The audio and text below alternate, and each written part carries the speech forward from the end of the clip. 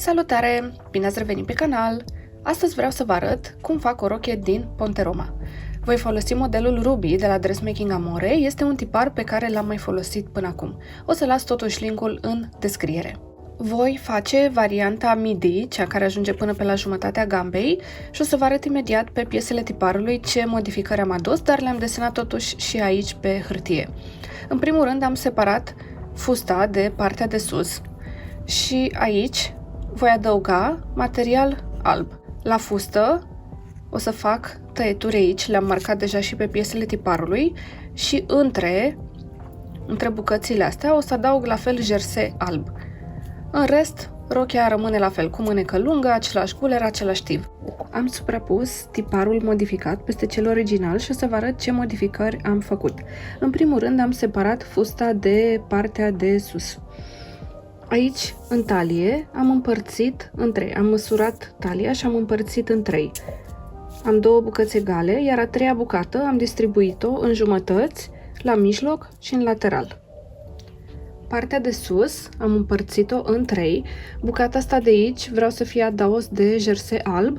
M-am folosit de punctul ăsta din talie și de punctele de la umeri, ca să o împart în 3. La partea de fustă am trasat liniile de sus până jos. Aici voi tăia și voi adăuga materialul, voi adăuga clinii. La partea din spate nu am adus modificări, cel puțin nu la partea din sus. La fel am separat partea de fustă de partea de bust, iar la fustă am împărțit la fel în 3. 2 bucăți întregi și a 3-a este distribuită în mod egal între centru și partea laterală. Am decupat deja toate piesele tiparului și mi-am transferat și marcajele. Am trasat liniile unde voi tăia și voi deschide fusta.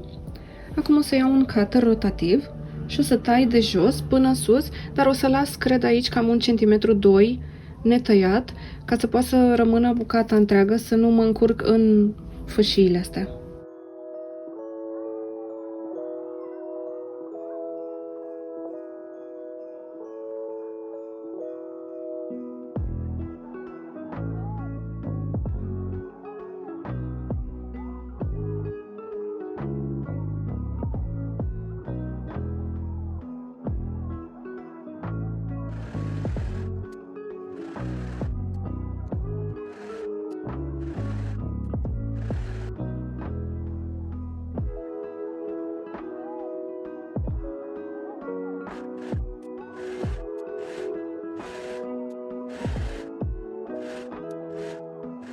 Am unit toate bucățile din față și am format piesa întreagă și acum urmează să închei pensele.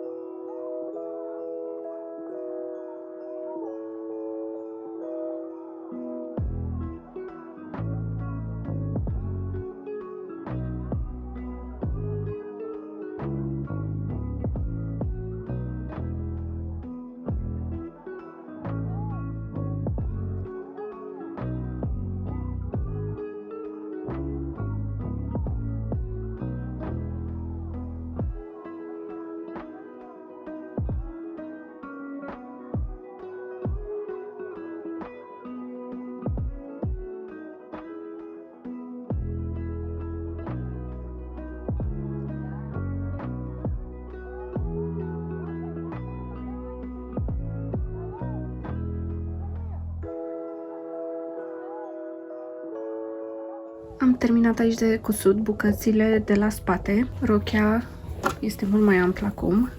Nici nu mă încape aici pe birou să o arăt cu totul. Acum vreau să unesc și cele 2 bucăți de la spate, de sus, între ele, și apoi să le prind de cea de jos, ca să obțin toată partea din spate.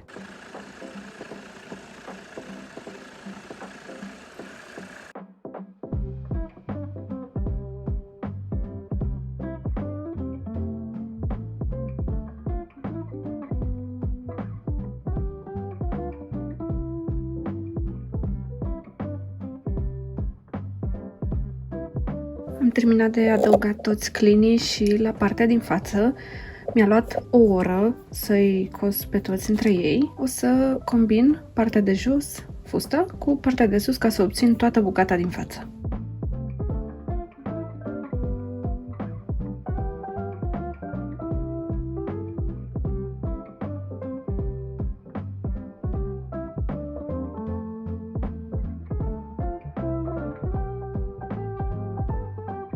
Am călcat rochia să se așeze toate cusăturile și acum vreau să unesc umerii. Voi atașa 2 fâșii de elastic transparent aici, la cusătura de la umeri, pentru susținere. De asemenea, vreau să pun 2 găici în talie. Voi folosi 2 fâșii de material de Ponteroma, voi surfila o margine și apoi o să-l întorc de 2 ori, obținând o gaică.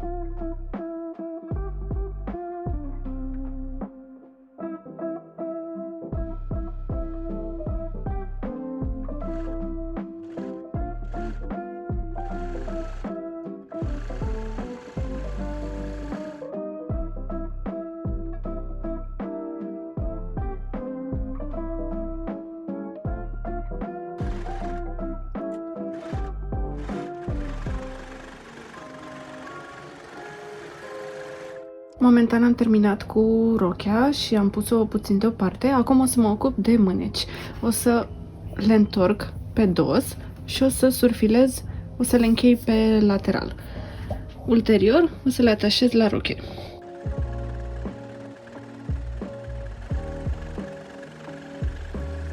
Cu rochia întoarsă pe dos și mâneca pe față, o să bag acum fiecare mânecă în rochie și o să mă folosesc de marcajele astea de la umăr în spate și cusătura asta ca să le aliniez.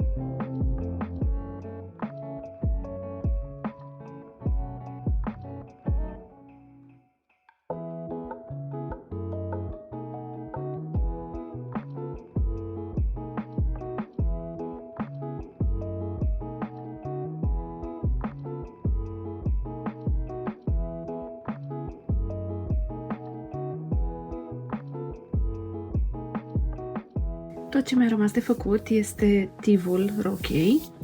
Pentru că vreau să se vadă frumos, vreau să cos tivul cu negru pe porțiunile negre și cu alb pe porțiunile albe.